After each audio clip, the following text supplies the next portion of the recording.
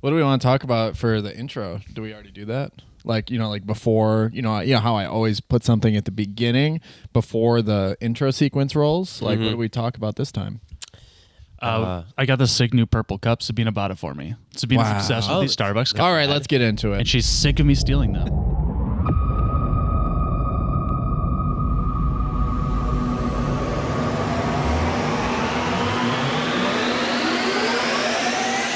Welcome to MoxStars, the #1 podcast on the internet for Magic the Gathering and competitive EDH and every format of Magic the Gathering and everything. And competitive, casual, whatever you want. It's a good podcast for every subject, 99% of the time about Magic.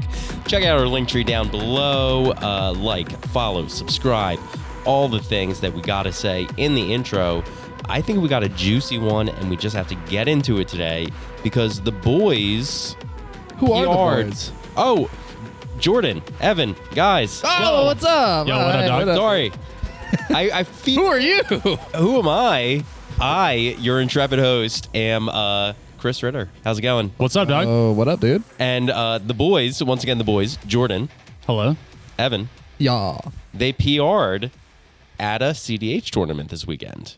Yeah, it's pretty exciting. And that is the juicy item that I was just ripping through to get to. I loved it. It was a great intro, and I'm ready to start talking about it. Because I only have the barest of details. Yeah, I tried to keep it from... You know? I tried to keep it from when we waited for Evan to get home so we could keep it spicy. Really just unfurl the experience. Yeah, I think, that's kind of we're going to be digesting it while we go through this podcast for ourselves a little bit too, right? And we have some talking points. Evan and I have talked a little bit, but I'm sure there's more a few days out now that we have more opinions on and stuff like that. So We're going to go through each game. Every single play, every single detail. I played a land on turn 3. I passed the turn. That's how we're going to go through it. We're stack getting interaction. granular. Yeah. Yes, we're getting very granular with it. Well, after that Not actually. tantalizing tidbit that we're going to be talking about some domination in the tournament scene from you fellas, I think we have a pregame action that we want to discuss first. Yeah, so I wanted to bring up, and this is not financial advice, but this does relate to the financial side of the game. It's serialized cards and their value over time, right? Because right now we see serialized cards as these collector pieces. Really hard to find. And when you pull one, your heart just drops. Your stomach, just like everything, you hit the floor. Your knees get weak. You start shaking a little bit. Yeah, I saw that not one of shouldered, but the number one. The number one shouldered got pulled on Reddit, and I was like, even I was just like, holy fuck, I had goosebumps, someone got that so early. It feels good, but it is a naked cash grab. It's like after murdering out every type of variant that you can with the cards and shoving those in every type of pack that you can, actually sequential numbering is the new type of chase variant that's still 100%. Limited. And I will say that there are some cards that do have the serialized number, like the Shieldred, which will maintain its value. The number 1 of 500. That's going to maintain its value forever and will be a collector's piece. Yeah. And I hope that person actually sent it in to get it graded, because the return on that is actually going to be huge if it's above an 8.5. Yeah. So 169, 100, 200, 300, 400, 420, 500 are all going to be valuable no matter what. Mm-hmm. Right. There are certain numbers that are just going to be more valuable than the rest. Mm-hmm. And the reason that I bring up this topic and the reason I want to talk about it is because there are a lot of cards that are not Shieldred. There are a lot of cards that are not Elish Nor, and there are a lot of cards that are not cards that carry weight in the game, right? That or carry much weight as collector's items. Because while we were at the tournament at Gabi's Olympic Cards and Comics, I ran into somebody and I looked through their trade binder, and they were very excited to show me their serialized version of Hirobi, Death's Whale. Oh boy. And I feel like I've been pulling those mandatory in every pack. Yeah. It's like, and then they asked the table, they said, what do you guys think I should do with it? I just got it last week, and I'm curious, would you guys sell it or would you hold on to it? And everybody else at the table, and this is when I got a crowd to sort of form around me for a second, they all said, you should hold on to it because it's only going to go up in value because it's a collector's piece. It was number 167. And unfortunately, that just isn't a very attractive number. And I just said, I think you should sell it. 100%. How much do they want for it right now? And he said they're buying it for $125. Holy fuck! Get rid of it. I'd take 125 on a bulk rare. Yes, sure. exactly. That's what I said. Like, I was like, it is 100%. Like, where are you seeing Hirobi being played? I was thinking like $20, bro. yeah. In what format could it possibly be played in? You know, and where are you gonna make a deck around it? Are you gonna like plug it in because you pulled it? You know, or, like, where does its value like actually stand, and where does it come from?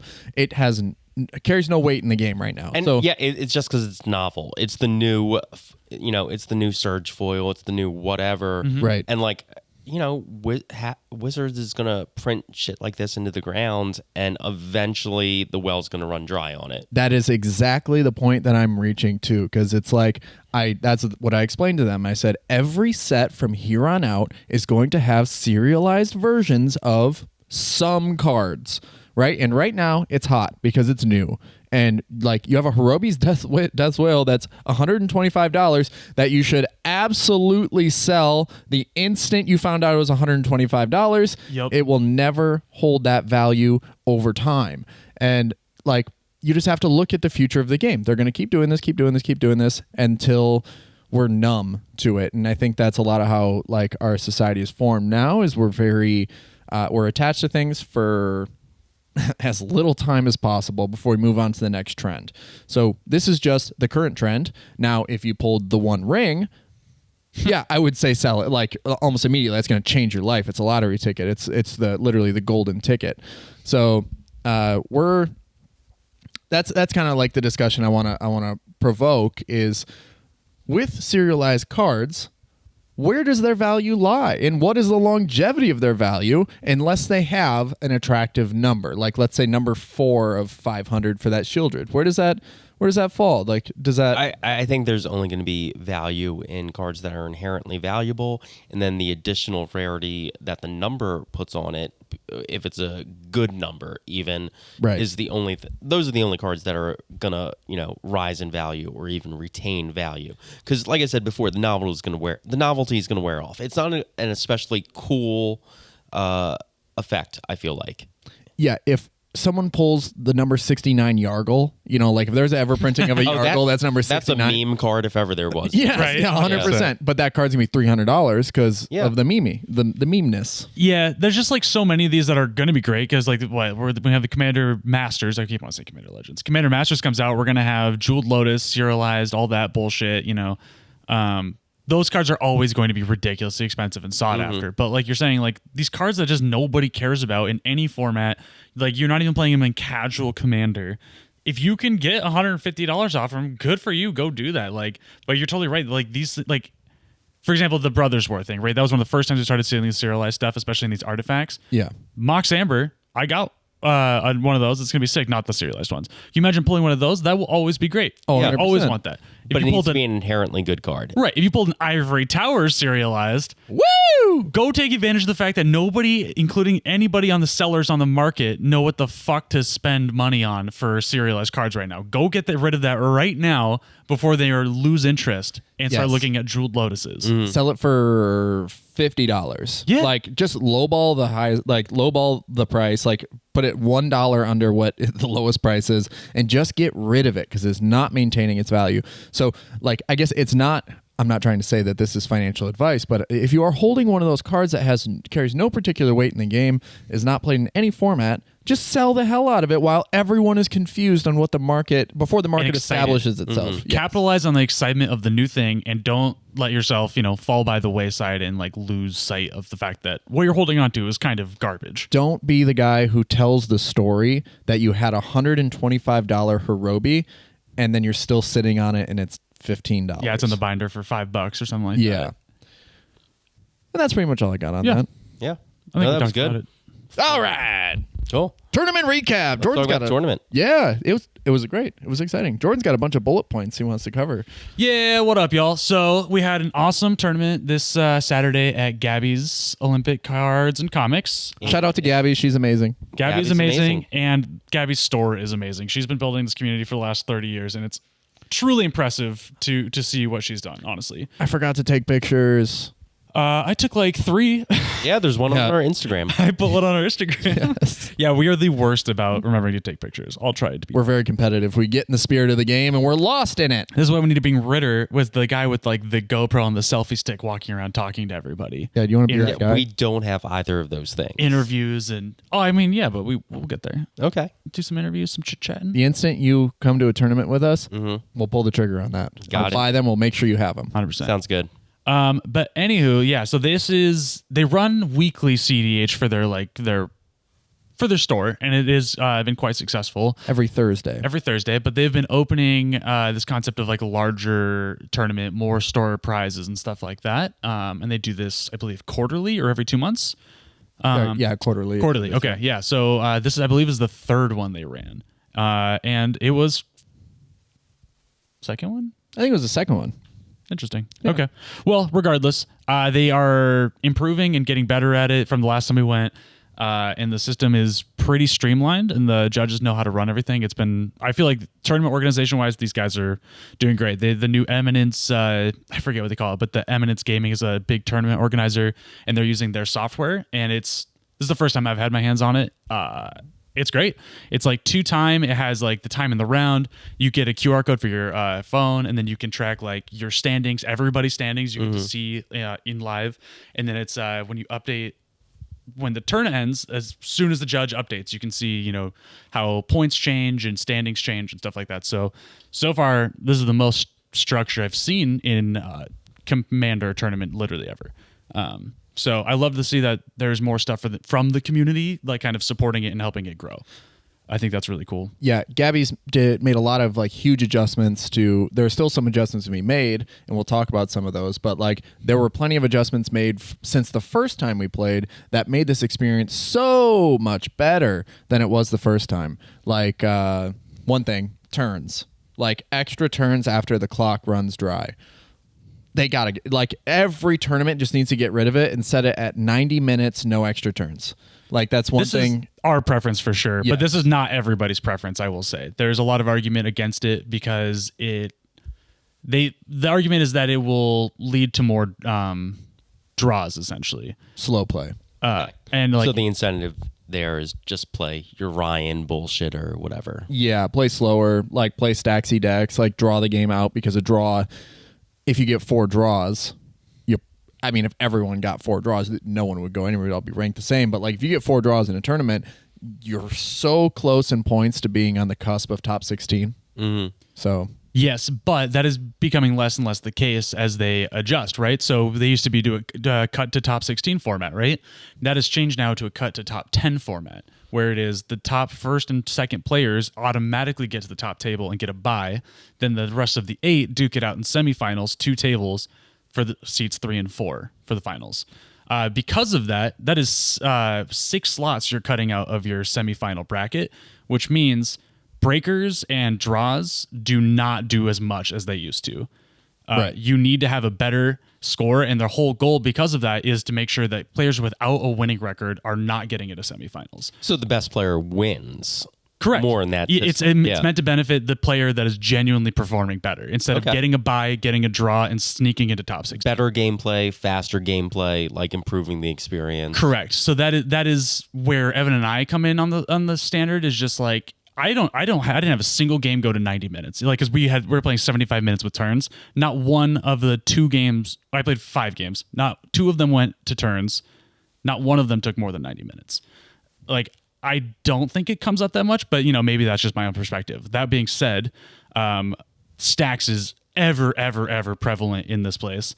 Talking with a lot of people in the tournament scene who go around to a lot of the places on the West Coast, pretty much the consensus I got was West Coast is a very stacks heavy meta. yeah, and Gabi's being in particular because no proxies allowed, and especially for this tournament meant that stacks was going to be more prevalent, and we didn't really think about that before we built our decks, before we went into it. Had we thought about it, I would have played a completely different deck because like the deck that I want to play is one that is going to benefit from a healthy, like turbo balanced, balanced by turbo meta. I think at a baseline you have to be able to win through rule of law effects, like right? Yeah, There, 100%. Yeah, there was there were many cases where they were, I think every single game that there was rule of law present or that type of effect was present at one point during every single game I played. So I would agree with that. Yeah, and sometimes you have 2 sex players at the table and stuff. So, yeah, it was interesting. I don't want to like just go off the wall, just having a bunch of different ADHD thoughts here, but yeah, I think stacks is something you have to be prepared for. Okay. And Actually, can we back up? yeah, please. How'd you guys do at the tournament? That's great. Yeah, all right. That's a good place Evan, to take it start, away. right? And let's recap what decks you brought. You know, your Start record. from the top, and we'll Yeah. dive deep. Go There for we it. go. Totally. So I placed 16th at the tournament with Shalai and Halar, which, if you're not familiar, we talked about it a little bit in previous episodes. New but- commander, new Yeah. to the scene. New commander. Everyone was excited. And I wrote a little blurb about this in our Discord. So if you actually jump on our Discord, you can check it out there. Discord's popping. Yeah. Discord has been popping. Come join Hey, us. thank you guys for jumping in and participating. But yeah, I just sort of like wrote this little synopsis where like about my experience and just saw that every time I sat down at the table and I put Shalai and Halar out in my command zone, everyone was excited. Like, right, to see the deck and see it actually be played and to see how it works. But that also meant that I wasn't going to surprise anybody because everyone knew exactly what the combos were. So, you know, I was like, they're like, oh yeah, I'm excited to see this. Yeah, Red Terror, right? And I'm just like, yeah. Like, Cool. Yeah. yeah, Stick your finger right clearly, there. yeah, Thanks. Cool. exactly. You know exactly where to interact with it. So my build is a bit more Enchantress heavy. Enchantments are king, and my You love that Academy Rector package. yeah, because of that's- Academy that's your Rector. thing. Yeah, there was one point in one game where I had the Academy Rector out as a blocker because I was playing against a God, what's his name? The Hydra commander, Gargos. Someone had a Gargos deck there because it at a is CDH tournament. yeah, because of no proxies. Okay. And I said at the beginning of this first round, I was just like, if this Gargos player survives to turn 7, 8, and they can get their engine going, we're going to lose this game. And that's pretty much exactly what happened. Gargos didn't end up winning, but they did create, you know, like 3 10-10s and were up like threatening the table. So I put an Arena Rector out there because it grabs Heliod. And that's why it's in the deck, is to like grab Heliod because that's a win condition with Shalai and Halar. So overall, the experience for me, everyone knew what was coming. It was hard to hide and like show, like basically my hand was on the table the whole time. People knew what direction I was going. How did I slow the game down? I figured out a few things that I wanted to do, how do I want to change the deck. But first round, I lost. I just got like punched out the table. I was showing a win condition and people just like gang piled me. Second game was a draw, and this is where we'll talk more about draws in a minute. And then third game was a loss to me because it was a pod of 3 Naya decks, Shalai, Minsk, and Rocco, and a Yisan deck. So no blue at all. And 2 turbo tutor decks. Exactly. And even Minsk, I guess, has like tutor lines Pretty and turbo, some like- variations. Yeah, yeah. Those are all decks that are very much focused on just winning the game. Yeah. as fast as they can. Yeah. So I'll talk about that in a sec too. And then the last game I actually won, and it was a pod of Magda, Kroxa, and Kuneros, Okay. and Malcolm and Tana. So yeah, the first game, yeah, I got beat out. Second game, draw. The Tivit player resigned themselves to the draw. They countered everything that would have loosened up the board and allowed people to play the game. They countered it because they just knew that if they drained the clock, they would go to a draw. So they knew that they weren't winning due to a lot of the stacks pieces. Stony Silences weren't coming off the board. It was 2 stacks decks, a Tivit, and then a Shalai and a Halar who's playing, I'm playing like moderate stacks. And the third game, we had a little bit of a goof go on. And this is something where like tournament play, you don't like to see this happen, but like the game state was broken and we didn't catch it. Okay. And so there was a sequence where I had a Ranger captain out and the Minsk player was going off to win. And so on their upkeep, like we knew it was happening. They had a Greater Gargadon in exile. So I sacrificed the Ranger captain, and then they cast an Arena Rector. So they found their way around it. And then they started going off with Vivian to go for the Kiki Jiki lines, which completely dances around the Ranger captain. But we were so enthralled with how the player was winning that the Yisan player tapped their creatures and cast a Quarter Calling for 1. And we all were like, what could you possibly be getting with 1, a Quarter Calling for 1? And so they grabbed this little artifact creature that says you can sacrifice it to exile a card from a graveyard at instant speed. So they grab that, they exile the Feldar Guardian from the graveyard, and it stops the combo. And the guy just goes, yeah, I guess I just can't do anything else. I'll pass. And he runs his hand through his hair, and he's just super stressed out that he, went for it but couldn't get it. And the next turn, the Rocco player just food chained off and won, like pretty much instantly, because we had used our interaction. I would have loved to use a Ranger Captain against them, but I couldn't. So tell me if you've figured out where game state was broken. No, I was about to ask you, I feel like you just presented me a word puzzle, and I am scratching my brain trying to undo it. Right, because after I explained it all and all the movements and all the game actions that took place in that it all moment, seems legit to me. Right? I sacrificed the Ranger Captain. That player shouldn't have been able to cast Quarter Calling for the 1. Oh, there it is. Yeah, because you explained all that other stuff. I forgot. Yeah. So, and that's kind of... Oh, no. The mom is the doctor. I figured it out. Got him. Yeah. 11. Yep. So nobody should have been able to interact. Basically just that's the double-edged sword of Ranger Captain, right? Is nobody can respond other than you to them. So, that player should have won. And after the game, I told them that after the slip is signed, I would tell them how they could have played differently in order to have won the game. And when we signed it, he goes, all right, tell me, what could I have done differently? And I said, he shouldn't have been able to cast Quarter Calling. That's it. And he hit the table so hard, everyone's head just snapped around. What the, what? Why is he mad? And he was kicking himself all day because he also had an incident playing with Jordan later where there was a missed thing that, hey man, sucks to lose to yourself. Yeah. It's one of those things where we all missed it. We were all so enthralled. So and then the fourth game was really quick. Turn 1, I played a Birds of Paradise. I went first in turn order. This really showed me how important it is to go first in turn order. And the win percentage on that case too. But I played a bird, passed, Magda player, played a bunch of artifacts, got a bunch of mana, and then cast a Sphere of Resistance. And internally, I went, let's go! Right? Because I got my play off. I got my turn 1 play, so I have enough mana. And I'm sitting with a Red Terror and an Elvish Spirit Guide in my hand. So I'm feeling pretty good. And a few lands. So go to the next player, they play a land and pass because they can't do anything. And you can't even cast a Soul Ring under, with a Sphere of Resistance out. So it comes back to me. I top deck an Ancient Tomb and I go, wow, this is really going to pay for everything. So play the Ancient Tomb, tap my land, tap my bird, tap the Ancient Tomb, and then exile the Elvish Spirit Guide, cast Shalai and Halar. Sweet. Set up. And nobody can play anything because of the Sphere of Resistance. So goes to Magda, still a slow game. They don't do much. They spilled out their hand. They have no card draw. Goes the Kroxa and Kunoros player. They have nothing. They're still waiting. And then goes to the Malcolm player. They cast Malcolm, tapped out completely, pass to me. And I just go, okay, land, Red Terror.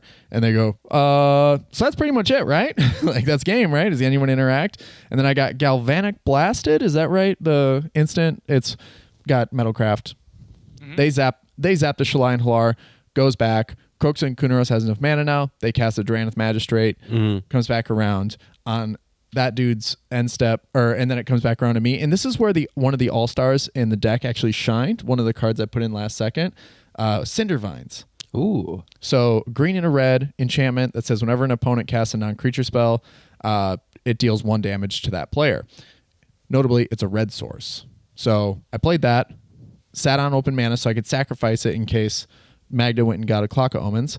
And then they just played a bunch of stuff right into the Cindervines, kept dealing damage to him. The Red Terror saw that the damage was being dealt. By the time it got back around to me, it was a 9/8. And it was just starting to eat people alive. So comes back around to me, sit on that, play some mana. I need to wait to get more mana for Shalai and Halar. Comes back around the table one more time. I cast Shalai and Halar, and I go to combat. And the Cindervines is protection. Because now I realize if anyone wants to interact, they're going to take 1 damage from the Cindervines, and the combo's going to go off regardless. So I just punch. You know, it's like sacrifice the Cinder Vines too, because that also deals damage. And that's how I did it. I sacked the Cinder Vines, destroyed the Sphere of Resistance just to like dunk on everybody. And that's how I won the game. Very sick. Yeah, it was awesome. But yeah, that was my experience of the tournament. It was pretty great. Overall, 10 out of... I didn't win all my games, but, Felt good about it. Yeah, 8 out of 10. Cool. Jordan, what about you? And I need you to go into at least that grade of detail. That was extremely crunchy. I will not go into that much detail. Okay, but you have a legal pad with a list on it. Yeah. So I played Tevesh Krom. Okay. It is pretty much my Grixis bullshit list. As per Mid-range, not turbo. Well, it is still the turbo list. So Okay. I will get more into that. I am pivoting more towards mid range, and per our last week's episode, that is more of my focus. And after this tournament, I feel completely justified in that. Yeah, it's very reassuring after playing this. 100%. So I honestly feel like had I continued to play Roxai into this tournament, I would have been a very sad boy. Everything we talked about last week, right? The prevalence of stacks was just so ever present in real life at this tournament. That I honestly felt like I was never at a disadvantage, and I definitely would have been had I been on just an incredibly aggressive aggro deck. Getting to instead pivot and ritual into a mid-range piece when it's not time to try and go for the win really kind of let me bide the time, because all these decks are doing is buying time, right? So the mid-range aspects of my deck allowed me to just kind of amass the resources, interact here and there, but honestly it was very minimal on the interaction my list, and it was more about just keeping pace. Yeah, you're building a board state, not just waiting to win. Which a lot of the times when I'm playing these decks, bro, like you have no board state until you're trying to win the game, right? And it's all instant sorceries and rituals and whatever the fuck. But this time it's just like, yeah, I got a Planeswalker, I got a Displacer Kitten, I'm doing some crazy weird shit. And it just gives me things to do when the board is locked down, and that sometimes is enough to just get there and get there first. So I really enjoyed that, and I'm really, really happy that I made that decision pretty late in the prep sesh for the tournament to change. And I'm going to keep going in that direction. So something we talked about last week was the concept of ditching Adnaz and what can you do with that, and what did decks start looking like after that, right? And I really want, and we're going to another tournament this coming Saturday, and that is fully proxy friendly, unlike Gabi's. So I'm going to fully take advantage of this. I want to see what this deck looks like without Ad Nauseam. Yeah, Ad Nause locks you into certain strategies, locks you out of certain cards. I think it's kind of it's a card it's on that doomsday trajectory where it's not as good as it used to be. I hear you, and I agree with that. And I think it is an amazingly powerful card, and it is a 1-card win condition. No questions asked. Yeah, most of the time, yeah, you get there. Most of the time. I feel like, and it even happened in the tournament, there's plenty of times where I resolve an Ad Nauseam in an undesired situation, right? Some part of your plan has gone awry because you play 3 players. Crazy. And because of that, you are now not in your opportune time to cast an Ad Nauseam, i.e. 21 life. And that is usually just not going to get you there, as I found in the tournament. So, and the other part of what we were talking about is the card quality, right? You need to play these cheap rituals, these low-cost things. What does it look like when you can start shifting up the CMC just a little bit to see like what that value gains you?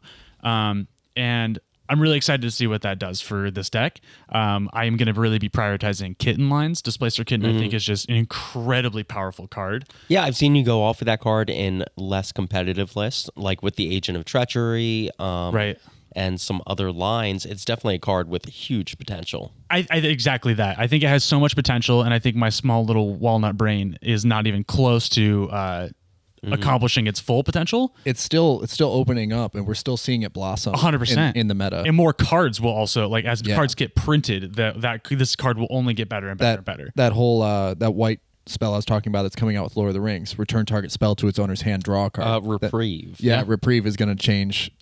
Oh, that's an excellent card. Yeah. And white, all format, all star. Right, and we're already liking to see white with Displacer Kitten because of like the Teferi 3-mana Teferi lines. Yes, yeah. And Azorius is great for blink lines. 100% in general. Yeah. So I'm really excited about that, and so shout out to this guy we met while we were there, Atlas. He's a tournament grinder. Gabi's is his shop. He has a CDH podcast. Shout out Mana on the Rocks. Yo, what's Mana up? on the Rocks. Yeah. Like and subscribe, Mana on the Rocks. Yeah, I've been listening to a few episodes of their pod. It's great. And these guys are super smart CDH tournament grinders, right? They analyze, they play the meta decks against each other so they're ready for tournaments and stuff like that. And what I really thought was interesting was they're not playing just the boring meta bullshit.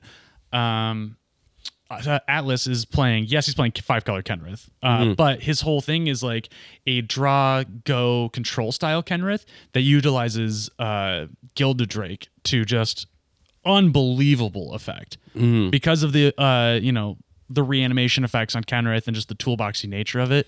He was able to dance around with Gilded Drake for hours. It was amazing to watch, and he ended up taking the whole tournament by the way. Oh, rad! Yeah, congratulations to Atlas. Yeah, shout out Atlas. Yeah. Super cool deck. I loved getting to play against you 2 times. What's the name of the podcast again? Mana on the Rocks. Mana on the Rocks. Give it a listen. Yeah, shout him out. So sorry, I guess I did not, when I started this, tell my record. I went to the semifinals. Okay. So I got, congrats. Thank you. I got top 7. This was pretty exciting. Nice. Which means I got to play 1 bonus game. Hey. Yeah, and I got to play against Atlas in the semifinals, where I absolutely took a stupid greedy hand and got punished for it.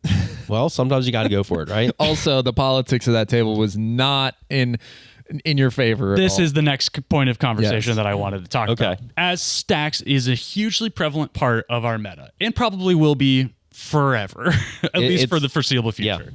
Yeah. We need to be aware of how to play against it and how to play it as the stacks player. And I think that is really the kicker for me. And I'm not even calling out this one specific incident. I just, across the board, even what Evan just said, right? Where on the game he won, he went first, shit out his hand.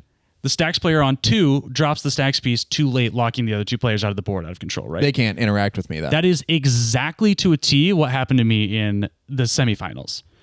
And yes, I 100% recognize that I took a greedy hand. And I did because I had fast mana and I had amazing payoffs plus stacks pieces that were relevant to the board. If you're presenting the win on that hand, like, you got to keep it. I had the win and I had an Oppo agent going against green-white Sisse. They just did not consider any of the information that was at the table, because I sat and I watched most of this game, which was almost like 3 hours, which was like crazy. My brain was just melted, bro. Go ahead. Yeah, so the thing is that you have to look at the commanders. You have to know exactly how they're, like, at least you have to be able to presume and anticipate what they're going to do with their deck and their strategy. So when I see Tavesh Crom, my brain just thinks that is a mid-game engine. There's a mid-game card draw engine, right? So you're getting to 5, you're playing to stay at 5, you're playing to interact, right? Which means you run a lot of interaction in your deck. And that is just my assumption, not knowing exactly every card that's in Jordan's deck. So this Sisse player,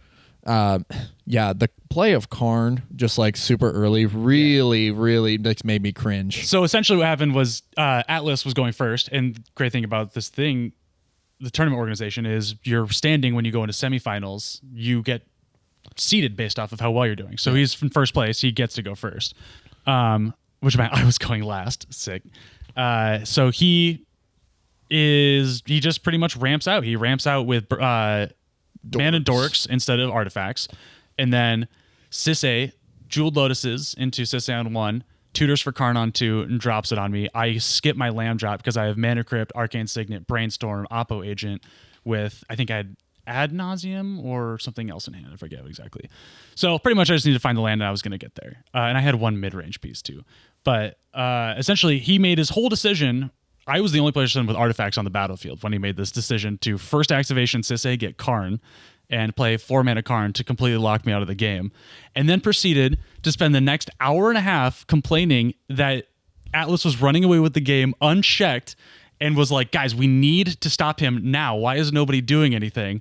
And they're not supposed to swear at Gabi's. I almost looked at him. I almost told him to shut the fuck up, because he has completely locked me out of the game.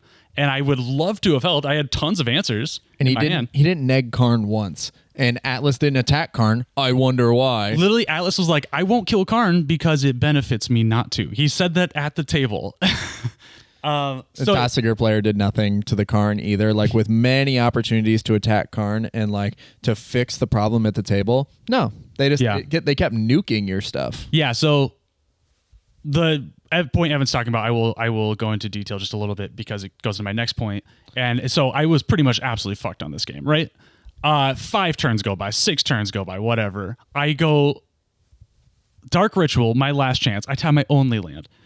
Because I have drawn a land by this point. Only land, Dark Ritual, Necropons. I need to find a second land, is what I say to the table. How much life did you pay to find that second land? Oh, well, let's wait to see if it resolves. Player 3, the other guy locked out by Karn, decides to blow his only piece of free interaction by countering my Necropons. With a force of will. Jordan, what did you do to the people at this table to make them hate you? I've never met any of them, and I was incredibly friendly. That's the big point, is that he's never met any of them. So they don't know his tendencies. They don't know his behaviors. Yeah. And so after, let's just, like, fast forwarding a little bit to the finals. I got. Well, hold on. Can I finish my train of thought here? Can Go ahead. finish. So the thing, even what you're saying is, with these guys know each other, and why would you just? It seems like everybody is just trying to let Atlas win. Like, because it's obvious to me that Atlas is running away with the game. He ran away with the game. He won. It just seems absolutely insane that you would not consider all options, especially when I was telling him that, like, I need this land drop. Okay. I fully lost my train of thought. Go ahead. Oh, yeah. Well, all I was going to say is that fast forwarding to the finals, all the players at the final table knew each other. They were all part of this community. They played with each other for a long time. So, like, the interaction between them was very friendly. They knew each other's tendencies and stuff like that. And because we were strangers in a strange land, we were targeted, and, like, there were a lot of... Okay, I'm not going to go on record saying that we were targeted against all the people that are going to listen to this podcast. Right. We were misinformed. You were persecuted. Yeah. There were decisions that were made that were questionable based on the mystery of our decks, or like the mystery, like, based on the unknown, right? We can come in and we can politic all we want, but they don't know who we are. Like, and it's really hard to get someone on your side when, you know, you're trying to give them, like, the proper direction. There's no deception. Mm-hmm. I mean, I feel like if you're playing in a pod of 4 people and 3 of them know each other and you don't know the 4th person, it's a CDH tournament. The assumption is the 4th person is a good player of some kind. In that situation, I think, like, game theory, my brain goes to, let's eliminate that unknown 4th person. I understand lines of play against the 3 players that, the other 2 players at the table that I know. Eliminate the unknown quantity. That way I can focus. I know how to win against the known quantities. Yeah. And when I was explaining this morning to my barista, DJ, what up? If you listen, what up? It was just like trying to explain the concept of competitive EDH to him, is that it's a dance with 4 players. And if all 4 players are not involved in this dance, through interaction, through just, like, playing and resolving their strategies, like, there's an imbalance at the table. Yeah, I mean, the worst game is, like, when there's a free rider at the table, like someone who's not contributing to the game state, whether that's not checking the player running away with it or not, whittling down life totals. You have to be, in the 4-player dance, you have to be contributing something to an eventual win. Yeah, and ultimately the point, is in this game with the semifinals that I was just sort of, like, watching over Jordan's shoulder, they didn't let him dance. They ultimately made the decision, at least that one player made the decision, to not let you contribute. Nobody puts baby in the corner. Jordan, they put you in the corner. I'm so sorry.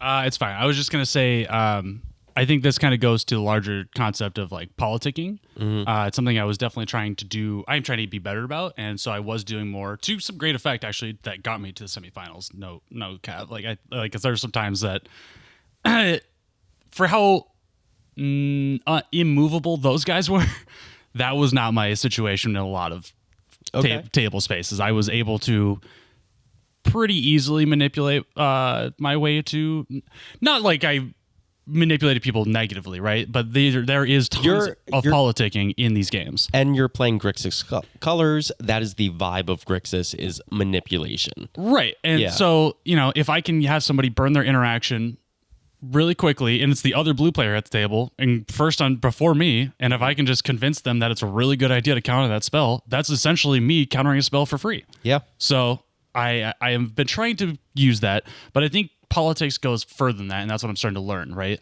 And I think part of that is perception. It's the silent politics. It's like, what are people thinking about you and your deck because of what you're doing and not because of what you're saying? Yeah. And I think that goes infinitely far, and we could talk about this forever, but I think it goes to this Necropotence thing, right? Counting this Necropotence.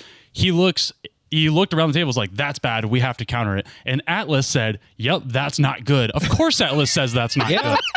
At next turn, Atlas reanimated a coma that stayed on the board for 8 turns. That's how he won the game. I mean, like for Atlas, it's a win-win. It's a win-win. And he didn't, he was so good at politics in that situation that he didn't even have to inception that idea into the table that Right. like, your Necropotence needs to go away. He just had to go along with it. He let someone else was like, say bro, it for that's him. really smart. Yeah. Yeah, You're a smart guy. Atlas had like a guy's cradle on the board. Oh and, my like, God, bro. It everything. was absolutely insane. But anyway, it goes into like card choice. When do you play those cards? When do you put those cards in your deck first? When do you take them out? That's why I want Ad Nauseam out of my deck, is because I want as few of those cards as possible that get me targeted, essentially. I get swung at all the time because of Ad Nauseam. Or if I take it out, I actually get to play a lot of cards that leverage my life total that I don't need to have nearly as much life total to pull off a great effect, i.e. Fire Covenant, Dismember, Bolus's Citadel. Like all of those cards are going to do what they're going to do, even if I'm at 21 life. Versus Ad Nauseam is not going to be effective. Yeah. Having to win through Ad Naus is like a very narrow funnel. Like Correct. it forces you into lines of play. Stacks decks build their decks around Adnos. Adnos to stop Adnos, right? So if I stop playing Adnos and I just play other great cards, I feel like I'm going to probably end up eventually in a better spot. Yeah, note every Stony Silence like deck, every collector oof is there. It's not they're not there to like stop turbo artifacts. They're there to stop the from the Adnos player from going off and just playing everything out. Yeah. So I mean, obviously I would keep Necropotence, and Necropotence won me my game too. Necropotence still very good, unlike Sylvan Library, which is trash. True. Yeah, people hate on If you listen to the podcast, Yeah. from last week. Shout out Chris Yeah. Ritter, listen Yeah, to his own podcast. Let's go. Hell yeah, episode I was not in. Listen to it. Yeah, Sylvan Library lost me the first game. I got it out on turn 1. I will say hardline rule, Miri's Guile. If you're going to play Sylvan Library, just play Miri's Guile. It is a better card, cheaper mana. You can just drop it turn 1. Yeah, less risk. Yeah. Well, spicy. And the thing is that it took me 6 turns to find a second land. Like Yikes. 6 turns of Sylvan Library triggers. Yikes. And I shuffled a couple times. Did you read Frank Karsten on mana bases? Yeah, Prior to this tournament? Or? No, I had 28 lands in the deck and plenty of rocks. So Oh, man. it was just really, really weird situation. So yeah, it didn't end up working out for me. I took a lot of life. I had to eat a lot of life from Sylvan Library. Take 4 here, take 4 here, take 4 here, whatever. But yeah, unfortunately, not a great card. Not as great as it used to be. Nope. Synopsis. Yeah, no, it's actually kind of a trash card, Loki. But yeah, so that's I guess what I'm trying to take away from this is just like, 1, mid-range is king. Stacks is prevalent, mid-range is king. 2 Kenrith decks, including Atlas, were at the top table. One of them won the game. That being said, I'm also going to start playing freaking Curse Totem in every deck I run. Curse Totem's a great card. It is a great card. Yeah, unless you're on Dorks, Curse Totem is Yeah, and awesome. if you're expecting to see Kenrith, and you're going to see Kenrith at CDH tournaments because he's the best 5-color commander for whatever the 5-color strategy you wanted. Thrasios and Najil are also lingering, Yeah. which is, great. Yep. Yeah, that Curse Totem's going to put in work. Exactly. Sisse, nope. And then also turns off Malcolm Glinthorn. pretty hard. Yeah, Yeah, for sure. Glinthorn turns off. And that's multiple different decks right there. Yeah, and Curse Totem's just harder to hit than, let's say Limvala. You can bounce Limvala, like most, I guess you could bounce Curse Totem too, but it's just like, it's just a little bit harder to hit and a little bit harder to work around. For way cheaper. The takeaway that I'm getting from you guys is that, like, you didn't say anything fundamentally wrong that you're going to change about your decks. It's more you're in a sideboard situation where you're Correct. like, no, this is actually what I need to tweak to be responsive to the meta, to beat the meta. Yeah, I think that's a great way of looking at it. I think meta analysis in Commander is the 1v1 sideboard list, because you obviously don't get to sideboard in all of these games. More often than not, you don't play the same person unless you're going to those finals. So knowing what's going on, knowing the prevalence of what to play against and what to expect is huge. And I think that pre-planning kind of phase is going to win you games. Yeah, how do you adapt? How do you like this is that tournament grinder mindset, and that's like what changes do you make like based on everything you've seen? It's like the Rolodex of your brain like that's going on, and like every interaction you've seen is as an experienced player, the thousands of interactions, you're considering all of those as you move forward and develop this deck, right? So as the meta, like you said, changes and develops, we're going to a different tournament where I know people who weren't at Gabi's that are going to be there, and how like that's the thing. How do they like alter the meta based on the decks that they're bringing, based on this no proxy, 100% proxy friendly? That is going to be very interesting to see how that is affected. So I got a question for you guys. You're going to tournaments on consecutive weekends. This upcoming tournament, is it competitive? It is. Yeah. Okay. Plus or minus, how many cards you changing on the decks you're bringing from last week? For me, about 4 or 5. Okay. Yeah. What any notables or? Sylvan Library. Yeah. No. The cards I want to put in Invasion of Gobakhan. Okay. 1 in a white when it enters the battlefield. The thing is, you don't have to target the player you give the battle to, or you choose for the battle. It says, look at target opponent's hand, and then choose a non-land card from it and exile it. It costs 2 more to cast as long as it remains exiled, right? Okay. So, and then it flips over, it has 3 defense counters, and which is perfect for Shalai and Halar. So once it flips over, it says, put a +1/+1 counter on each creature at the beginning of your end step. Put a +1/+1 counter on each creature that attacked this turn. And that says, sacrifice it.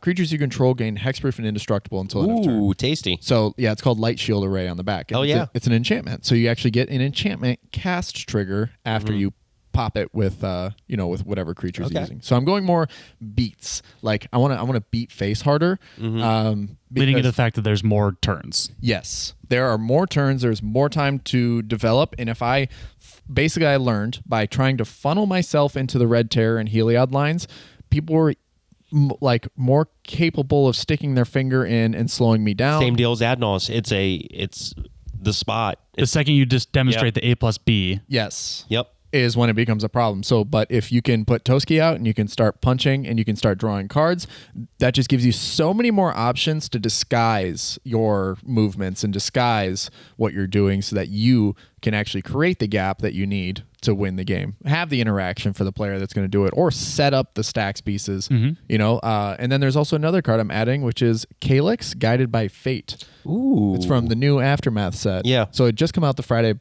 prior, and it's 1 a green and a white legendary enchantment creature. It's a 2/2. It says whenever Calyx or another creature enters the battle, or another enchantment enters the battlefield under your control, put a +1/+1 counter on target creature. Love it. Is an enchantment, puts counters on things. Yeah, whoa, that's there good. You go. And then it also has a basically a combat ability. Whenever Calyx or an enchanted creature you control deals combat damage to a player, create a copy of target non-legendary enchantment you control.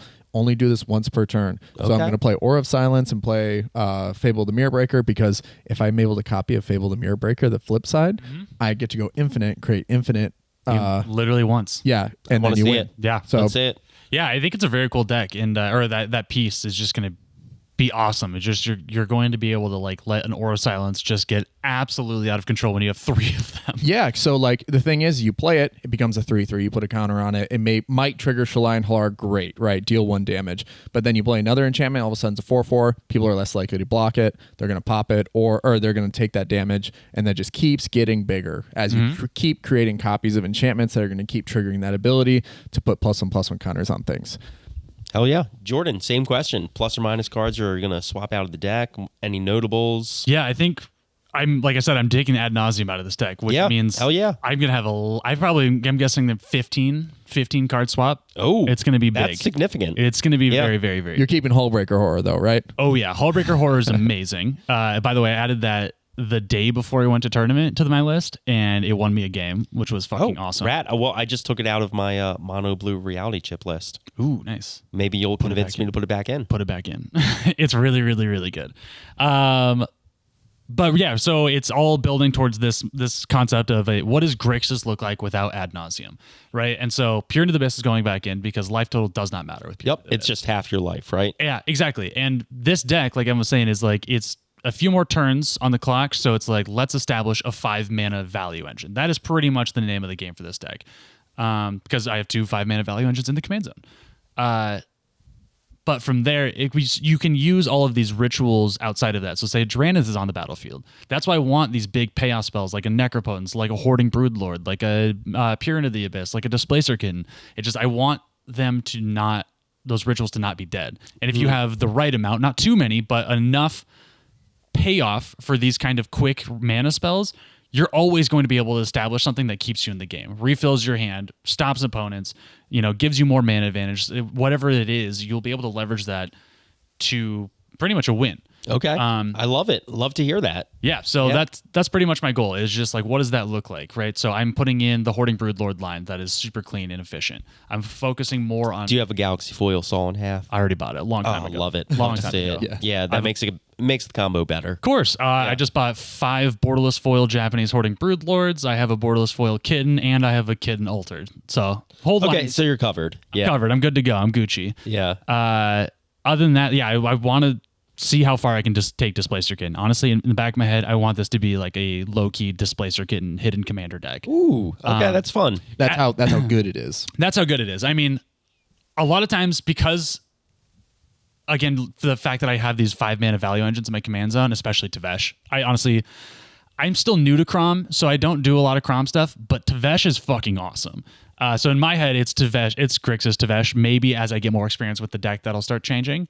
But if I have my hand and I have a Displacer Kitten and a Dockside Extortionist, to me that just reads Dockside, Displacer Kitten, Tevesh, Flicker, Tevesh, Dockside, Tevesh, Dockside, and you're like 2 cards I can just easily just go off and I will get there somehow. Yeah, I wonder if the more we stray from Ad Nauseum in those Turbo Rocks, they're still all really good and they'll probably still be played. Does Dockside become a little bit of a slower card?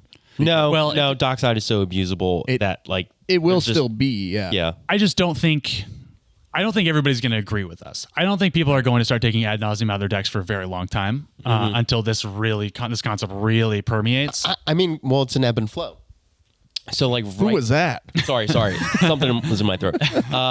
No, it's like an ebb and flow. I feel like Ad Naus is not good right now, but then the meta is going to shift, and then we're going to get back into that where Turbo is for real the strategy that you got to pursue because it's going to be good again. It's the rock paper scissors of it, right? Yeah. So Stax is here, so mid range is king, but mid range becomes king, so Stax becomes less necessary. We saw less good. And without that Stax, you can just beat Turbo Nauseum mid-range. starts racing mid range again, and then it just starts the cycle all over again. So this is. You'll always have to adjust if you want to. Don't sell your Ad Naus. Hold on to it. Don't sell your take it out of your deck right now. foils. Yeah, sitting on a $70 foil and a freaking altar by Dadsy. Shout out. Shit. Oh shit! Yeah. It's like I'm a Grixis player and nothing else. But yeah, that's pretty much it. I'll let you guys know after the tournament. But okay, cool. I want to shout out Atlas for one last thing, and it's teaching me a new Displacer Kitten line that is pretty much a contained win. And I'll go through it real quick. It's just revolving blue and black, which is awesome. And this is why I'm putting Spellseeker in the list. Okay. Because with Displacer Kitten out and Spellseeker, you can grab Dark Ritual, fire off the Dark Ritual for 1 black. So essentially you just need the mana for Spellseeker plus a black, 4 mana. Mm-hmm. The Dark Ritual lets you flicker Spellseeker, which then lets you get Entomb. And then using the black, you cast the Entomb, which gets a Tainted Pact or a Sacrifice. But I probably should really this line better. But Atlas didn't teach you very well. He didn't. Atlas is your fault. Essentially, Tainted Pact, Reanimate, Entomb, and you get Thoracle. Okay, right? there So we go. essentially you flicker, and it's called the Cantuna line. And what's awesome about it is that, and what actually shout out Atlas talking about this on his podcast, is how great Displacer Kitten is at recycling ETB effects, right? So a lot of times when you're thinking of it as an A+B combo, you're going to want to hold them and just make sure the timing is right. But the great thing about Displacer Kitten is you can just fire off your Spellseeker. Let it sit on the battlefield, get any amount of value. It doesn't have to be the combo piece win. It could just be go get a counterspell. But then it's just the second Displacer Kitten comes down, your Dockside becomes relevant. Your any ETB thing gets recycled and now all of a sudden becomes an engine in its own right. If you're playing green, Eternal Witness. Out of nowhere, a single ETB creature becomes an engine with Displacer Kitten. Eternal Witness and Lotus Petal go infinite with Displacer Kitten, which was eye-opening for me. 3 fairy again. Yeah, I'm looking at Teamer mid-range lists now, and now I'm thinking I'm not going to make this a solid statement, but it is getting there where I almost fully believe it, is that if you're playing blue, you're playing kitten. Yeah, no, I think that. Yes, I think I agree. People are going to be harder making their decks focused around kitten. I think for sure. Yes. You're not going to see it in like the Rock side decks, right? But those are mostly Rakdos decks anyway. Mm-hmm. If you're any kind of slightly chunkier than that, I think you definitely start considering. Yep. Yeah. On that note, Are we Gucci? I think we're Gucci. I hope this was enlightening. I hope you guys enjoyed this episode and enjoyed this little tournament recap. Shout out again to Gabi at Gabi's Olympic Cards and Comics. We had a great time. Actually, I want to say one more thing about the tournament. Sure. And it was that the community is just so fucking great. Like, honestly, the community there is so awesome and everybody's super nice that would made it like a largely fun part of the event was going there and spending the day there. And just like we were hanging outside when we were waiting for the last game to wrap up before we're cut. And John, our buddy who was there all the time, we got a call for me. I'm never there. It's all like an hour away. Yeah. For me saying like I'm supposed to be at the top table. Like these guys were calling around at everybody trying to find me and That's stuff great. like that. And Gabi was super great about like supporting like our content and like handing out stickers and stuff. So just all around, just like a super nice community. A guy lost his deck box because like someone took it home by accident. So we were calling around and like everybody stopped and got up and searched the entire store.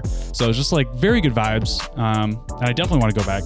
I'm excited about going to all these tournaments in the future. Love to hear it. Yeah, we will definitely be back at Gabi's. And if you guys want to support the show, you can do so by following us on YouTube or any podcast platform of your choice, most major podcast platforms, I should say. And every subscription goes a long way for us in supporting the show.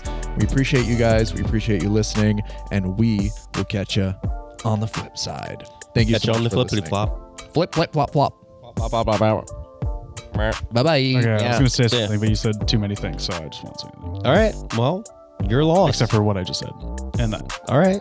And that. Did you want to say something? No, I won't say anything. It seems like you. Except want for to that. you want to say something. No, I won't say think so. anything. Okay. But that. Because it seemed. And that. Okay. All right. And also that. Bye. Goodbye.